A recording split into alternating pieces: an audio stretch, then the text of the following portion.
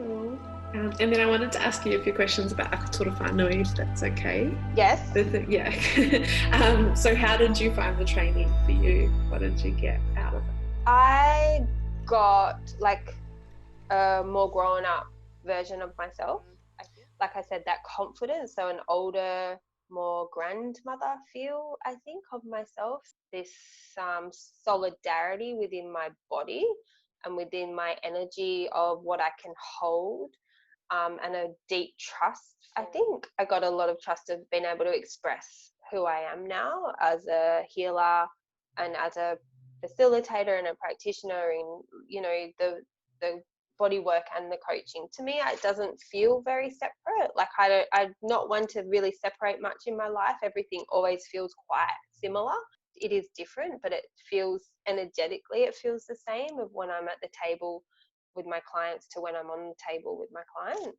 I just found a lot of freedom to be myself, be and let through whatever is there in the moment, which is exactly what happens on the table. You've always pushed me beyond what I thought was possible within myself, and I've either loved you or not for that. So, you know, it's always been a fight within me to step up. But I think I just was so ready to go there, and you were so ready for me to go there. So it felt, just to have you witness me there, it just felt like I could pay you back in some way to actually do what you knew I could do. So I guess having your mum there as well, and for her to like show her that of what you have taught us was kind of really special as well. Totally. Yeah, and it's been so healing for me, that part with my family. Not that they ever didn't support me, but for them to see the impact, you know. The impact. Yeah, and even at the Koha healing days, and just to be able to like go, that's what she does. Because I can talk to them about it, but they're like, they're literally seeing the people come off the table like after you guys have worked on them and be like, yeah. I think because my husband and I have had such a, like, it saved, I feel like, each other singularly, and our relationship so much. To me, it's life-changing. Like, it's something that once you allow yourself to be on the table, you will never have the experience of yourself as ever been the same. Like, that's my experience of it. Even after one session, you'll have access to something within yourself that is so honest and so raw, even if it's like the rawness is the physical pain that you're in, I think sometimes. And I feel like my husband and I, the way we've de-armored has been so different. Like, so it's been fascinating to watch it for him and his experience and the way he shares it with me, and then the way that I've seen it within myself. It is literally like the shackles. And I guess for me, I love the de-armoring and the activation of the bones. Like, that's something that I've felt has made such a huge difference in the way of every part of how I hold myself in my body. So for me, when I got to that place after how many sessions and we were working on the bone structure, like I'm really in the alignment of the new way that I could be within my bone structure, that somehow then everything shackled away because you couldn't hold it in the same places. And then how did you find the Koha days as part of the learning, or the Koha day that you came to? So I found it so powerful to see how people could support each other in that way. I've never been in that environment before, like moving through tables like that and just seeing when someone was, you know, needing assistance or just holding space, or so it was so moving. It was so moving to, like, the respect that each person in that room was giving everyone on the table, but also showing each other, and that real, like, loving, I'm here for you, I've got you, like, you know, if you need to come out, I've got you. Or I don't know, it was just like this silent language that we were all speaking to each other. It was really fun. It was a really fun, like, the lightness of it as well. That's what I was thinking. It was going to be a lot heavier energy, but it really wasn't. There was a real lightness and a real enthusiasm. I think it was really challenging to let go of the outcome. That's what I found in the beginning. Like, you were wanting to have this really deep experience and maybe like what you've had in private sessions and stuff like that. So I found that was interesting in the beginning, to not be too judgmental on myself, and just to give myself a bit of a break. And for you as Australian and non-Māori doing RomiRomi, how has that felt and been for you? And so it's something I've faced off with, but just something I've been really respectful of, like, and been really aware of, and understanding that some people may not see me, I guess, I don't know if the word's as authentic or as traditional.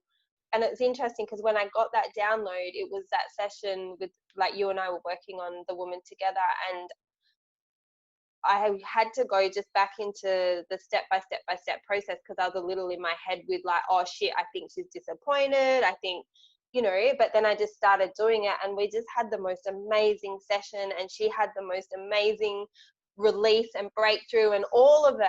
And so that has been something I've faced off with, but it's just not the truth. That when I sit with it, having the respect for the culture and the respect for where it comes from, and just as respectful as I can be for the history. And I'm so grateful, just so grateful that I've been able to have something that's so sacred and trusted within me. And speaking to the other women in the course, who are Māori, how do you know how to do that when you're not Māori? So I think it's been great having white women there as well, because it helps question for the Māori women as well. Go, oh, well, maybe it's not just ancestral. Maybe, there's more to that side of it as well. So I'm aware, but that kind of not feeling like I fit in comes up everywhere. So I kind of am aware that that is not true. Yeah, and I do think it's one of those things that you can serve a cohort of people that just would, that only you can serve, and so that's why it is so powerful. And our healing as a world isn't just within one culture; it's all of us. Yeah, it's life-changing. And I think just to hear like what you've gone through with it, like, it's not just me that has that. Obviously you know, in your family, everything that you have also had your own experience of it. I also love that you have said to me before, like, sometimes I will freestyle with it a little more as well, because I don't have the rules necessarily embedded in me that it has to be like this or it has to be like that. Like, I've got what you've taught me is freeing for me as well, that Totally. I'm not shackling myself up in any way, really, because I'm kind of ignorant in some ways. And in my experience, when someone is following something route and not responding to the energy, it's not as effective. Like, we do need, in our coaching practice and in our healing practices, if we'll just follow this step by step thing, we're missing the magical element that's actually created. Or going, oh, am I allowed to do that? And it's like, well, yeah, we're allowed to do anything, if we're checking in that you're, the intention of it. So, and what would you say to anyone who feels the call to do Ako Torowhānui? That nudge, like, if you have got a tiny little nudge that there might be something in there for you, I would say you just need to trust it. And you will absolutely get exactly what you're meant to receive out of it. So I would say, please don't think about it too much. I didn't think about it at all. I didn't even really think what I was going to get out of it. I was just like, it was just a no-brainer for me. I absolutely knew that I wanted to work with you more and have a deeper understanding, but I wasn't even sure what that was going to look like for me. And it's been, what I've got out of it is way more than I ever thought I would learn, facilitate it, but also within myself, the transformation within myself has blown me away. I don't think you need to know why you want to do it, but if you have that little stirring within you that there might be something there, just try not to work it out too much, and just sign up and do it. And it's probably the thing I was most sad about, was going into isolation. Is, I can still coach for my clients and that, but I don't have the ability right now to do the RomiRomi. And that was really sad for me. because it was meaning I'd been on this journey, and it was bringing so much joy into my life and with my clients, and so much transformation, that it has felt really challenging to, like, in that first couple of weeks, to let that go. It just is going to make it even more precious when I get to step back in again and do that. And then how did you find me as a trainer? Oh. Are you serious? Is that actually a question? Honestly, it was being like there with your girlfriend, like, you know, like, I think, and seeing you there, because the other girls are obviously your clients, but also your friends as well. So it was like going and getting to hang out, like, with my friend, but also I just thought it was run so professionally. I'm not sure what I was expecting, but it was just so, everything was thought of, and, you know, the way that the depth in how you set it all up for us, and for us to have our experience of it, it was so beautiful. Like, it was like a healing experience for us, like, even just the catering and the opening of the circles, and, you know, the closing and everything like that. It was just like every single thing had been thought of. Sometimes I would feel like, oh shit, like, she's holding such a big container, and obviously the way I do stuff is like worry, you know, for others as well. So I'd be like, is she okay? Like, you know, things like that. But I was so moved by the way that you stepped up and gifted us everything within you, and that we got to be your first group. So thank you so much for everything. I truly, deeply appreciate you, and I would not be the coach I am without you. I wouldn't be where I am without you. It has been an amazing journey. Yeah, like, and I think I've loved that part of the group that we've created, like, to have the men as well, but to have the women that are all supporting each other and seeing them shine and the way they're doing it, and just to have those people to debrief with, and, like, our work and stuff. I've loved learning, like, being in that community.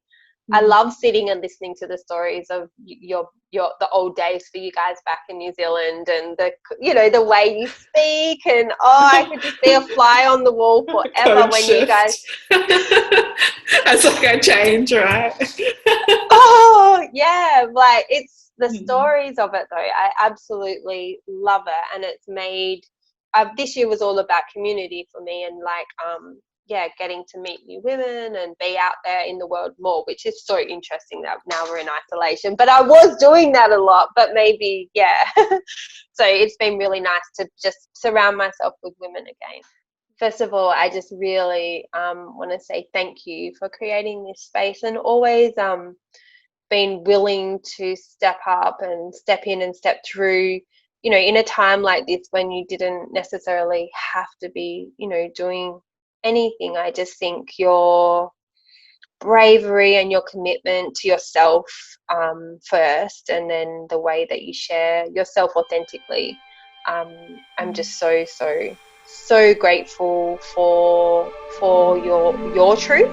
Yeah, just the way you do truth, and the way you do it so rawly, and you won't waver on what that is, and the way that you give permission for us in the world to not waver on our own truth either. Well, it's taught me so much about self-belief and self-respect, self-admiration, which I think is important, and I won't shy away from that anymore. So love you. Love you.